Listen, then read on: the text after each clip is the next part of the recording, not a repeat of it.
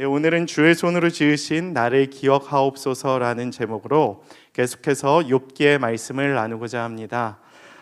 성령의 충만함과 은혜가 있는 귀한 예배가 되길 소망하며 또 이 예배 자리에 나오신 모든 청년들을 축복합니다.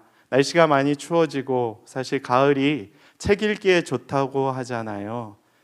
근데 사실 책 읽기에 좋은 게 아니라 놀러 가기에 좋은 날이라 이게 출판사에서 마케팅을 한 거죠. 놀러 가지 말고 제발 책 좀 읽어달라고 하는 그러한 이제 가을은 독서의 계절이다라는 마케팅을 했는데 사실 놀러 가기에 굉장히 좋은 계절임에도 불구하고 말씀을 사모하는 마음으로 또 믿음의 동역자들과의 교제를 또 굉장히 소중히 여기는 마음으로 놀아도 교회 안에서 놀아야 된다라는 마음을 가지고 나온 모든 청년들을 축복합니다. 오늘 그냥 오셨다 그냥 가시지 마시고 우리 같은 영가족이잖아요, 그렇죠? 영을 나눌 수 있고 또 기도해 줄 수 있고 또 얼마나 좋은 때입니까? 이 젊은 때에 또 다른 세상의 무엇에 빠지는 기쁨보다 또 교회 안에서 말씀을 가지고 또 교제하는 기쁨이 또 말씀의 기쁨이 은혜가 여러분들의 삶 가운데 넘치게 되기를 간절히 축복합니다. 저는 오늘 계속해서 욥의 말씀을 나눕니다. 욥은 고난이 주제죠. 계속해서 주제가 고난입니다. 어떻게 보면 욥의 말씀은 어떤 본문을 정해서 말씀을 선포해도 주제가 고난으로 시작해서 고난으로 끝나는 것 같습니다. 그래서 사실 설교자들에게 있어서 가장 어려운 성경 중에 하나이기도 합니다. 결론이 늘 같거든요. 고난을 인도하시는 하나님을 바라보자. 그 고난 가운데 역사하시는 하나님을 의지하며 우리가 이 고난을 이겨내자라는 말씀으로 귀결되기 때문입니다. 그러나 여러분이 겪고 있는 모든 삶의 고난이 다르듯이 오늘 저를 통해 선포하실 하나님의 말씀의 은혜도 여러분 각각에게 해당되는 그 고난을 치유하시는 하나님의 말씀의 능력으로 입게 되기를 간절히 소망합니다. 우리가 겪고 있는 고난이 비록 다 다를지라도 누군가는 육신의 아픔, 누군가는 관계의 깨어짐의 아픔, 누군가는 재정이 없어서 허덕이는 아픔, 누군가는 공동체에 대한 상처로 인해서 또 교회에 대한 상처로 인해서 힘든 그 고난을 겪고 있는 자들에게 각각에게 필요하신 하나님의 말씀을 위로로 허락하여 주시기를 원합니다. 그래서 계속해서 우리 욥기 말씀을 나누면서 다양한 고난의 현장 가운데에서 겪고 있는 그 말씀의 능력이 여러분 개개인에게 다가가서 하나님의 치유의 능력으로 임할 수 있게 되기를 소망합니다.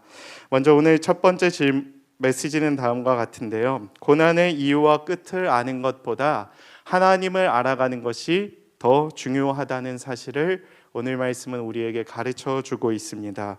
오늘 본문 1절과 2절을 제가 봉독합니다. 내 영혼이 살기에 곤비하니 내 불평을 토로하고 내 마음이 괴로운 대로 말하리라. 내가 하나님께 아뢰오리니 나를 정죄하지 마옵소서. 무슨 까닭으로 나와 더불어 변론하시는지 내게 알게 하옵소서. 아멘. 두 가지 내용이 들어 있습니다. 첫 번째는 이전에도 설교했던 내용과 같이 이제는 내가 참지 않겠습니다, 주님, 이렇게 이야기를 하는 거예요. 욥의 아주 솔직하고 정직한 기도가 등장을 합니다. 이것은 메시지 성경을 보면 조금 더 과감하게 거침없이 하나님께 따지는 기도가 내용으로 등장을 합니다. 두 번째는 무엇이냐? 무슨 까닭으로 나를 이렇게 괴롭게 하십니까? 라는 질문을 던지고 있습니다. 고난은 우리의 삶에서 희망의 유통기한보다 더 길어질 때 우리는 어디에 희망의 근거를 두고 살아가야 할까요? 여러분, 고난이 힘들게 느껴지는 이유는 무엇입니까? 두 가지죠. 하나는 고난의 이유를 모르기 때문이고 또 다른 하나는 고난의 끝을 우리가 알 수 없기 때문입니다. 그래서 많은 이들이 이 두 가지만 해결돼도 좋을 텐데 라는 생각을 가지고 하나님 앞에 아뢰는 경우들이 있죠. 그러나 우리 반대로 생각을 해볼까요? 우리 모두는 그 이유와 끝을 알고 싶어 하지만 정말 그렇게 되면 우리의 삶이 달라지고 우리의 고난의 유통기한이 짧아지게 될 것이냐라는 것입니다. 뉴라이프 교회의 데이브 얼리 목사님은 다음과 같은 책을 썼습니다. 크리스천에게 고난이 닥치는 21가지 이유를 이렇게 정리했습니다. 여러분 잘 보이실지 모르겠지만 저는 한 두세 가지 생각했었는데 저보다 더 많은 생각을 하신 분들이 있더라고요. 21가지로 정리를 했습니다. 대단하시죠? 여러분도 한번 저기에서 더 덧붙여 보셔도 될 것 같습니다. 저기에 대부분 우리의 고난의 이유가 걸리는 것 같아요. 믿음의 청년들이라고 한다면 하나님이 우리에게 고난을 주시는 이유가 저 21가지의 대부분은 걸린다는 것을 잘 알고 있습니다.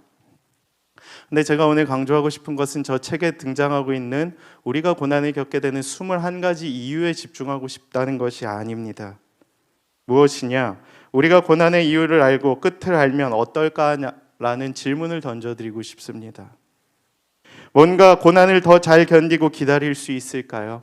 우리가 나의 고난의 끝을 알고 나의 고난의 이유를 안다면 내가 겪고 있는 이 고난의 현실이 달라질 수 있냐는 말입니다. 그 이유와 끝을 알면 그것이 기다림의 이유와 희망이 되기도 합니다. 이전에 소개를 해드렸던 빅터 프랭클의 죽음의 수용소 앞에서 크리스마스 이후에 그 아우슈비츠 수용소에서 많은 사람들이 죽어나가며 희망을 잃어버린 상태에서 죽어나갔듯이 희망은 우리에게 뭔가 기다림의 이유가 되기도 하지만 한편으로는 인간의 연약함과 죄성은 오히려 그 고난을 충분히 경험하지 않고 끝을 앞당기려고 하려고 하는 모습을 보일지도 모른다는 생각을 해보게 되었습니다. 나의 고난의 끝을 안다면, 그 이유를 안다면 이 고난을 뭔가 없애버리려고 하는 시도가 우리 가운데 있을 수 있다라는 사실입니다. 그래서 하나님께서 예비해 두신 그 고난을 묵묵히 받아들이고 그 고난을 통해서 경험해야 할 것들을 경험하지 않고 넘어가는 프리패스라고 하죠. 프리패스하려고 하는 모습들이 우리 가운데 있을 수 있다라는 사실입니다. 이걸 성경을 통해 제가 증명을 해드리겠습니다. 여러분, 욥기라는 성경이 주제가 고난이죠. 욥기라는 성경을 처음부터 끝까지 보다 보면 한 가지 사실을 알 수 있게 됩니다. 그것은 무엇이냐? 욥이 고난당하는 이유는 알 수가 없어요. 우리가 끝에 42장 2, 3, 5, 6절에 이제는 내가 눈으로 하나님을 봅니다. 오늘 욥의 고백의 찬양과 같이 그런 고백은 나와요. 근데 이유는 정확하게 등장을 하지는 않습니다. 놀랍지 않습니까? 아이러니하죠. 성경에서 대표적으로 고난에 대해 말하고 있는 욥기라는 성경이 고난의 이유와 끝을 알게 하는 법에 대해서 구체적으로 가르쳐 줄 것만 같았는데 그거에 초점이 맞춰져 있지 않다라는 사실을 우리는 깨닫게 됩니다. 그 이유는 무엇이라고 생각하십니까? 저는 놀라운 영적인 원리를 발견하게 되었습니다. 욥은 우리에게 말해줍니다. 우리의 인상에서 고난의 이유와 고난의 끝은 중요하지 않다라는 사실이에요. 여러분, 되게 황당하게 들릴 수도 있겠지만 여러분이 겪고 있는 고난의 이유는 사실 여러분의 삶과 하나님에게 있어서 그렇게 중요하지 않다라는 것을 욥기가 이야기를 해주고 있는 것입니다. 욥은 까닭없이 고난을 겪었죠. 그리고 그 가운데에서 무엇을 붙잡는지 하나님이 어떻게 보면 시험을 하시고 결국 욥은 끝에 가서 하나님을 고백하는 사건을 통해 우리에게 분명하게 가르쳐주고 있는 것입니다. 왜 그럴까요? 그러면 무엇이 우리의 인생에서 고난을 이겨내고 지나갈 수 있게 만드는 것입니까? 욥을 통해서 하나님은 과연 무엇을 이야기하고 싶으셨을까요? 우리 고난을 겪고 있는 이 시대의 믿음의 청년들에게, 가슴 아파하며 인생의 막막한 어두움의 터널을 지나고 있는 청년들에게 무엇을 이야기하시려고 욥의 말씀을 허락하셨을까요? 우리는 이유를 알고 싶은데, 우리는 그 끝을 알고 그 끝을 아는 상황에서 견디고 싶은데, 하나님 과연 무엇을 이야기하고 싶었기 때문에 욥기를 이야기하고 계시는 것일까요? 그것은 바로 하나님이 우리와 함께 계시면 고난의 이유와 끝의 시점을 몰라도 우리는 견딜 수 있게 된다라는 사실을 깨닫게 해주시고자 함이었던 것입니다. 그러니까 우리가 고난의 끝과 이유를 아는 것보다 하나님과 함께하는 임마누엘의 은혜가 훨씬 더 중요하고 크다라는 사실을 가르쳐주기 위해서 욥을 선택하시고 욥의 말씀을 우리에게 보여주신다라는 사실입니다. 결국 이 영적인 원리가 성경 전체를 보여주고 있죠. 느헤미야에서도 여호와로 인하여 기뻐하는 것이 너희의 힘이니라.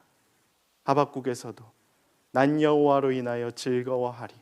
내 삶이 어떻든 간에, 나의 고난이 언제 끝나고 나의 고난의 이유가 무엇이라 할지라도 그냥 나는 여호와로 인해 즐거워함이 나의 기쁨이 됩니다라고 고백하는 그 믿음의 고백을 하길 원하셨던 것입니다. 하나님은 우리에게 고난을 주시는 이유를 하나님은 알고 계세요. 그러나 우리는 그것을 아는 것에 너무 집착하기보다는 하나님의 뜻을 분별하는 것이, 하나님과 동행하려고 하는 것이 더 중요하다는 것을 욥은 우리에게 가르쳐 주고 계신 것입니다. 그래서 우리의 자주 부르는 찬양 중에 주님 한 분만으로 만족해라는 찬양이 있지 않습니까? 내게 어떤 고난이 닥쳐도 나는 그저 주님 한 분만으로 만족하는 기쁨이 내 삶 가운데 더 큼을 우리가 고백하는 거죠. 모든 상황 속에서도, 모든 어려움과 고난의 현실 속에서도 나는 여전히 주님을 신뢰하며 찬양합니다라는 찬양이 우리의 고백이 되는 이유도 그와 같은 것입니다. 우리의 고난의 현장 속에서 영적으로 집중해야 할 한 가지가 있습니다. 여러분, 그것은 우리가 고난의 이유를 알아야 하는 것이 아닙니다. 우리의 고난의 끝이 언제 올 것인가를 분석하는 것도 아닙니다. 오히려 하나님과 함께 이겨내야 한다라는 사실을 기억해야 하는 것이에요. 우리의 모든 영적인 에너지를 거기에 집중해야 함을 하나님은 오늘 이 말씀을 통해 가르쳐주고 계신 것입니다. 여러분, 그 사실을 믿고 붙잡고 나아갈 수 있게 되기를 축복합니다. 너무 이유를 알려고 하지 마시고, 내가 그 이유를 아는 것보다 나의 고난의 현장 가운데서 여전히 나와 함께 하시며 그 끝에서 나를 반겨주실 하나님과 동행하는 것, 그것이 내가 이 고난 가운데 붙잡아야 할 유일한 희망이 된다라는 사실을 믿고 나아가실 수 있는 믿음의 청년들이 되기를 간절히 축복합니다. 두 번째 메시지는 계속 이어지는데요. 고난은 우리를 정직하고 뜨거운 기도의 자리로 나아가게 만든다는 사실입니다. 고난은 정직하게 사람을 만들어요. 여러분, 욥기 1장을 보면 욥이 굉장히 이렇게 뭐랄까요? 굉장히 온전경악했다라고 하죠. 온전하고 정직하고 하나님을 경외하고 악에서 떠난 자였더라. 굉장히 기도도 뭔가 세련되고 깔끔하고 뭔가 이렇게 온전함으로 드렸던 기도를 보였습니다. 그러나 그가 고난을 당하자 그가 바뀝니다. 굉장히 절박한 기도를 드리기 시작해요. 뭐라고 합니까? 내 영혼이 살기에 이제 곤비해졌다. 그러니까 막상 죽음의 현실이 내 앞에, 눈앞에 닥치자 이제 정말 살기 위해서 몸부림침이, 영혼의 절박함에 이러한 기도의, 진정한 기도의 정직한 모습들이 튀어나오기 시작했던 것입니다. 그래서 그 말씀이 3절부터 7절까지 계속 이어지죠. 솔직한 그의 기도를 하나님 앞에 내어드리는 것입니다. 좋을 때는 몰라요, 사실. 좋을 때는 그 사람을 다 알 수가 없죠. 제가 사실 제일 긴장하는 순간이 언제인지 아십니까? 아울리치를 가거나 해외를 가면 저도 힘든 순간이 있어요. 청년들하고 같이 가다 보면, 저와 함께 가신 분들은 알겠지만 저도 연약해지는 순간들이 있습니다. 건강도 안 좋고 어떤 부분들이, 그래서 더 가까워지기도 하죠. 근데 그때 약해지는 그 순간에 저의 본 모습이 드러나기 때문에 굉장히 긴장을 하게 되는 모습을 보이게 됩니다. 그래도 내가 목회자인데 내가 이끄는 이 약물이들인 청년들과 함께 가서 연약한 모습을 보이면 어떡하지? 화를 내면 어떡하지? 말레이시아 같이 가신 분들은 알잖아요, 그렇죠? 제가 얼마나 연약하고 화 잘 내고 부족한 인간인지. 그때 되게 긴장이 되는데 욥도 오늘 같은 모습을 보이고 있습니다. 자기가 약해진 그 순간에 자신의 연약한 모습이 그대로 등장을 하는 것입니다. 그리고 그 연약한 모습을 가지고 하나님 앞에 그대로 나아가는 거예요. 전 이것을 통해 다음과 같은 영적 원리를 발견했습니다. 그렇기에 우리의 기도는 정직해야 된다라는 거예요. 그렇기에 우리의 기도는 고난 가운데 영적인 집중력을 발휘해야 한다라는 사실입니다. 고난이 우리를 기도의 자리로 몰아갑니다. 고난을 닥쳐야만, 고난을 경험해봐야 우리가 얼마나 연약하고 우리의 인생 가운데 얼마나 하나님이 필요한지를 우리가 깨달을 수 있게 되지 않을까라는 생각을 해보게 되었습니다. 그래서 고통의 현장을 지나고 있는 믿음의 청년들이 계십니까? 고통의 문제를 두고 하나님 앞에 기도하며 나아가실 수 있게 되기를 축복합니다. 그러면 하나님은 두 가지로 응답을 하신다라고 합니다. 첫 번째는 그 고통을 지나가게 하시든지, 두 번째로는 그 고통을 견뎌낼 수 있는 힘을 주실 것이다 라는 사실입니다. 성경에도 기록이 되어 있죠. 내가 그 고통의 현장을 지나고 있는 그 순간에도 엎드려지나 아주 엎드려지지 않고 죽지 아니함은 하나님께서 그 의로운 오른손으로 우리를 붙들고 계시기 때문이다라는 것입니다. 저는 여러분이 그렇게 하나님께 붙들려 한 걸음 한 걸음 걸어가실 수 있는 자들이 되기를 원합니다. 우리는 한편으로 어떤 면에선 너무 많은 것을 가지고 누리게 되어서 하나님께 기도를 안 하는 세대가 되어버리지는 않았는지 염려를 해보게 되었습니다. 욥과 같은 절박한 기도가 왜 우리 가운데 나타나지 않게 되는 것인가? 여러분도 한번 생각을 해보세요. 이런 기도를 내가 왜 안 드리고 있을까? 혹 이보다 더한 기도를 드리고 있다면 축복합니다. 하나님이 그 기도를 들으실 거예요. 근데 이런 기도가 나의 인생 가운데, 나의 신앙 가운데 나타나지 않고 있다라고 한다면 질문을 던져봐야 할 것입니다. 물론 지금 청년 세대의 고통은 이전 세대보다 더하면 더했지 결코 덜하다고 생각되지는 않습니다. 다른 식으로의 정신적 고통과 막막함들이 우리의 인생을 짓누르고 있죠. 그러면 우리는 기도를 안 해서 고난을 힘들게 겪고 있는 것인가? 아니면 겪고 있는 고난이 너무 커서 기도를 못하고 있는 것인가? 아니면 겪고 있는 고난이 굳이 기도할 정도는 아니기 때문에 하나님 앞에 기도를 안 하는 것인가? 하나님 앞에 또 하나님 앞에서 여러분의 믿음 앞에 스스로 질문을 던져볼 수 있게 되기를 원합니다. 그리고 우리의 고난의 문제를 두고 하나님 앞에 간절히 기도하는 세대가 되기를 원합니다. 저는 우리 목청 플러스 공동체가 행사 몇 번 잘했다고, 코로나 시대에 예배에 많이 나온다고, 분위기 좀 괜찮다고 좋은 공동체라고 생각하는데 그쳐서는 안 된다라고 생각합니다. 물론 우린 좋은 공동체지만 더 굳건해지고 하나님께서 기뻐하시는 공동체가 되기 위해서는 하나님께서 기뻐하시는 일을 해야 돼요. 그것은 무엇이냐? 기도라는 거예요. 절박한 기도를 드리셔야 돼요. 하나님이 왜 공동체 가운데 고난을 주시는지 아십니까? 기도하라고 하는 것이에요. 제가 요새 가장 많이 묵상하는 주제가 고난이거든요. 우리 교회에 이해할 수 없는 고난을 겪는 분들이 많이 계세요. 차라리 나를 치시지, 왜 쳐서는 안 될 고통이 더 임하지 않았으면 하시는 분들께 사실 고난이 임하는 경우들이 종종 있습니다. 그럴 때 질문을 던지죠. 왜 우리에게 이런 고난을 주십니까? 네, 하나님은 기도하는 공동체가 되게 하라고 우리들에게 고난을 허락하시기도 한다는 것이에요. 교회는 가족입니다. 기도해주는 영가족이 돼야 돼요. 그래야 더 끈끈해지고, 그래야 더 하나 될 수 있는 거예요. 사도행전에 나오는 초대교회 공동체가 무엇을 제일 많이 했는지 아십니까? 교제이기도 하지만 기도하는 공동체였어요. 모여서 기도하는 거예요. 모여서 기도하는 거예요. 우리의 아픔을 두고, 우리의 연약함을 두고, 우리의 인생의 막막함을 두고 그냥 하나님 앞에 기도하는 거예요. 주여, 나의 이러한 인생을 불쌍히 여겨 주시옵소서.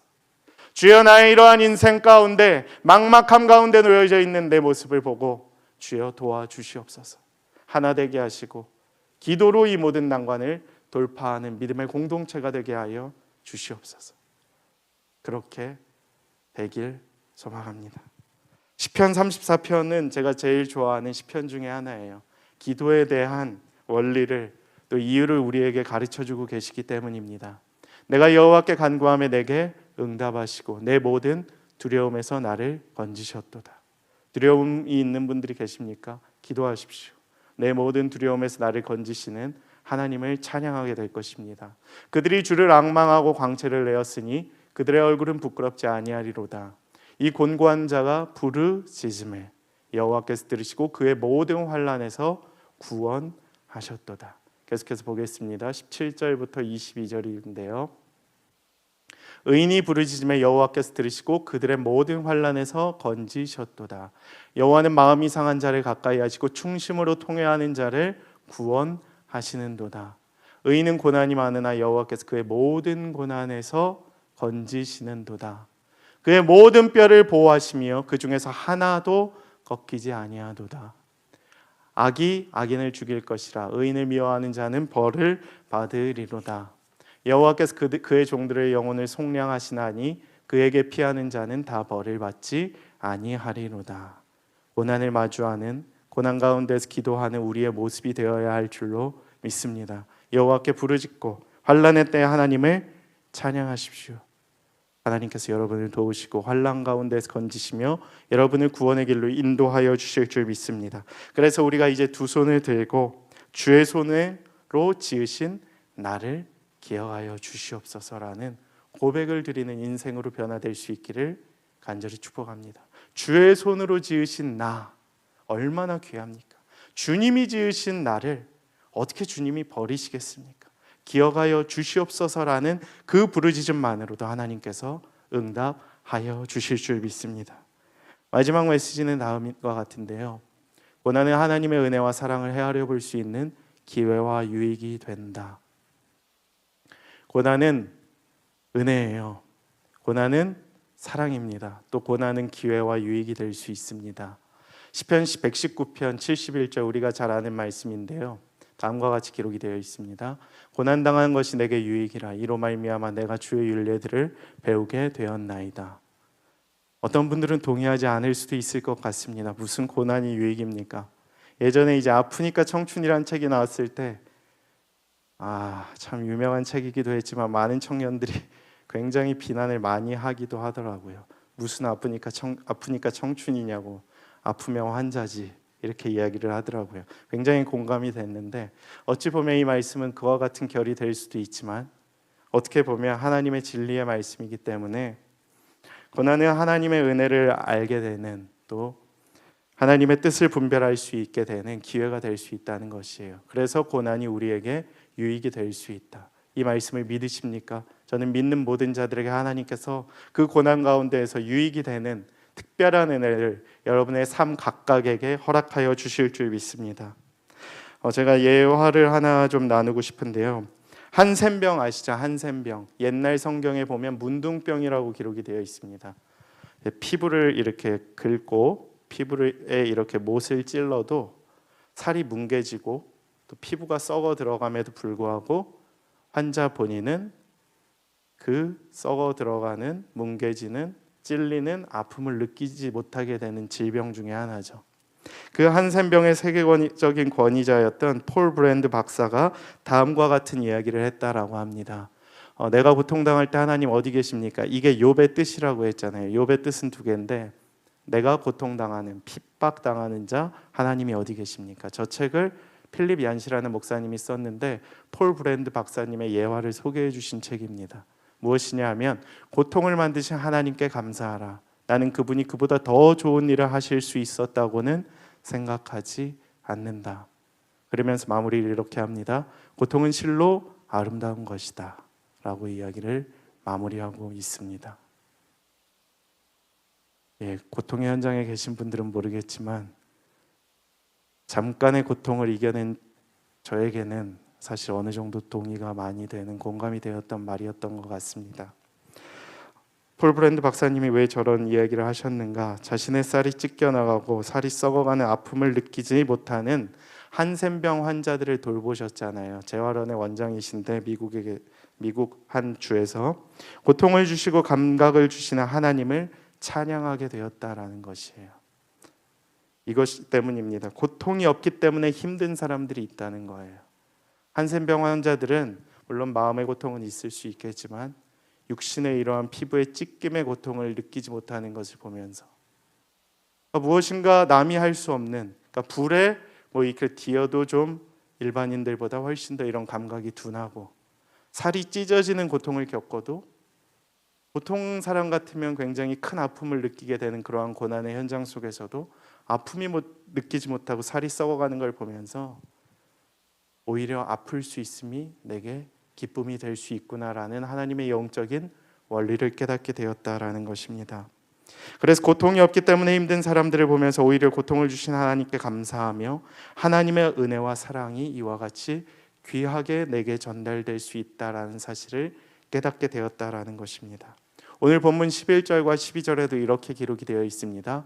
피부와 살을 내게 입히시며 뼈와 힘줄로 나를 엮으시고 생명과 은혜를 내게 주시고 나를 보살핌으로 내 영을 지키셨나이다. 이전까지 나에게 피부를 주시고 생명을 주시고 은혜를 주셨던 하나님의 은혜가 이제 다시금 새록새록 기쁨과 은혜와 감사로 나타나게 된다는 사실을 깨닫게 된 것입니다. 물론 뒤에 본문과 연결을 시키면 조금 다른 의미가 되기도 하지만 욥의 고백도 그러했다라는 것이죠.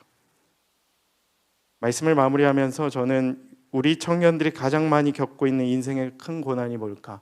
누구에게나 해당될 수 있는 고난이 무엇일까 생각을 하다가 한 가지 그 사실을 발견하게 됐어요. 저도 그렇고 여러분도 그렇고 우리가 겪고 있는 이 시대의 가장 큰 고난은 무엇입니까? 제가 볼 때는 또 제가 읽었었던 책과 성경의 말씀을 근거해 볼 때 미래에 대한 불안과 막막한 마음일 것이라고 생각을 합니다. 혹시 미래에 대한 불안이 없으신 분이 있으십니까? 없으시죠? 이제 아직 산날보다 살날이 훨씬 더 많은 우리들에게 있어서 미래라는 단어는 사실 불안과 막막함을 가져오는 수반하는 당연히 붙을 수밖에 없는 단어가 되지 않았나 생각을 해보게 됩니다. 요즘 청년 리더십들이 책을 나누고 있습니다. 보통의 질문들이라는 책인데 굉장히 유익해요. 이 책의 유익함은 무엇이냐 하면 10분이면 읽을 수 있다는 것입니다. 우리가 한 장 한 장 5주에 걸쳐서 읽는데 읽는 건 10분인데 나눌 수 있는 건 2시간 이상 나눌 수 있다라는 사실입니다. 너무 좋죠. 10분 만에 준비를 해와서 한 15명 정도의 리더십들이 두 반으로 나눠져서 이제 15명씩 하는데 한 2시간 이상도 충분히 나눌 수 있겠더라고요. 되게 유익한 책이라고 생각을 합니다. 근데 저 책의 2장에 보면 인생편에서 인생의 막막함 가운데 하나님의 도움을 찾고 있는 청년들에게라는 제목으로 이제 이야기가 기록이 되어 있습니다. 이 책을 쓰신 목사님께서는 이렇게 소개를 해주고 계세요. 무엇이냐 하면 제가 소개를 좀 해드리면 자신이 이제 이 책을 이제 인스타그램에 있는 그 카드 물음에 답하다라는 그 계정을 통해서 책이 나오게 되었는데 인스타그램에 글을 쓰기 시작한 이유가 막막함 때문이었다라고 이야기를 합니다. 자기가 하도 막막해서 신학교 졸업하고 목사는 됐는데 최근에 결혼하셨거든요. 목사가 됐지만 여전히 미래는 막막하고 불안했다.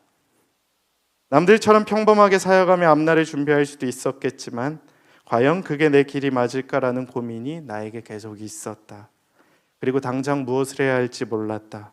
미래만 생각하면 가슴이 답답했고 그렇기 때문에 답답한 마음에 도저히 기도하지 않을 수 없었다. 그러나 난 하나님께 기도하면 기도할수록 하나님 길을 보여달라고 길을 알려달라고 기도했지만 보이지 않았다. 우리 기도할 때 그러잖아요. 사실 인생의 막막함을 두고 기도하는데 기도하면 기도할수록 더 막막해질 때가 있다는 것이에요. 그런데 이상하게 기도할수록 여기서 이제 반전이 일어납니다. 용기가 생겼다라는 거예요. 우리 근자감 있잖아요. 근거 없는 자신감. 여전히 길은 보이지 않았지만 가진 것도 없고 잃을 것도 없는 인생, 손해볼 것도 없는 인생이 손해볼 것도 없다는 생각이 들었다라고 합니다. 그래서 내 인생은 하나님께 있다는 그러한 믿음이 생겼고 막막함 가운데 도전을 해봐야겠다라는 용기가 생겼다라고 합니다. 그래서 담대함이 생기자 사람이 담대해지면 무엇을 합니까? 그냥 아무거나 막 시작하는 거예요. 그 용기 가지고 이제 도전을 하는 거죠. 축복합니다. 여러분들 그렇게 될 수 있게 되기를 바랍니다. 무엇이든지 해보려고 했는데 그나마 자기가 잘하는 것 중에 하나가 글쓰기였다. 물론 남들과 비교했을 땐 별것 아닌 것처럼 느꼈지만 시작해보자는 용기가 생겼기 때문에 막 쓰기 시작했고 처음엔 팔로워가 없었지만 내 글에 반응해주는 사람들이 생기고 거기서 용기를 더 얻어서 더 열심히 쓰기 시작했다. 지금은 수만 명의 팔로워를 가진 인싸라 그러나요? 인싸가 되었다라고 기록이. 그분이 스스로 얘기는 안 했지만 제가 볼 때는 인싸죠. 그렇게 되었다. 그분이 결론을 이렇게 내셨습니다. 처음 막막함 가올 때 기도할 때만 해도 나는 하나님이 답을 알려주시고 길을 보여주시는 것만이 응답이라고 생각했다. 그러나 하나님은 그렇게 응답하시지 않았다. 그리고 오늘 PPT의 말씀과 같이 이야기를 하셨습니다. PPT 한번 보여주시겠어요? 오히려 인생의 막막함은 하나님 앞으로 나아가 기도하게 했고, 막막함 속에서 기도할 때 도전할 수 있는 용기를 얻었으며, 믿음으로 도전할 때 하나님의 도우심을 직접 경험할 수 있었다. 그러니 기억하자. 하나님은 우리의 인생의 막막함을 가지고도 놀라운 일을 하실 수 있는 분이라는 걸. 유일하게 모교반과 토요반에서 가장 공감했던 글이었던 것 같습니다. 인생의 막막함 가운데 하나님의 도움을 찾고 있는 분들이 있다면 한번 저 말씀대로 행해 보실 수 있게 되기를 축복합니다.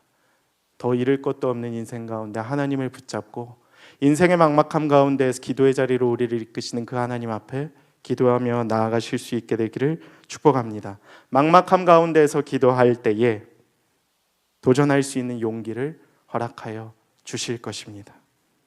믿음으로 도전할 때 하나님의 도움을 경험하실 것이에요. 욥의 끝의 고백과 같이 이제는 눈으로 하나님을 보았습니다. 이제는 하나님의 은혜를 직접 느꼈습니다. 그동안 알지도 못하면서 떠들었던 나의 연약함을 용서하여 주시옵소서. 이런 고백이 우리의 고백이 되기를 원합니다. 평소에는 잘 몰랐던 소중한 것들의 가치를 위기와 고난의 순간에 깨닫게 하셔서 우리가 기도의 자리로 나아갈 때 우리에게 용기와 담대함과 그 길을 이끌어 가실 하나님을 찬양하기를 원합니다. 이 시간 말씀을 기억하며 우리가 하나님의 사랑 안에 거하기를 원합니다. 여전히 우리와 함께 하시며 그분의 그늘 아래 우리를 인도하시는 하나님을 찬양하기를 원합니다. 함께 찬양하며 나아가겠습니다.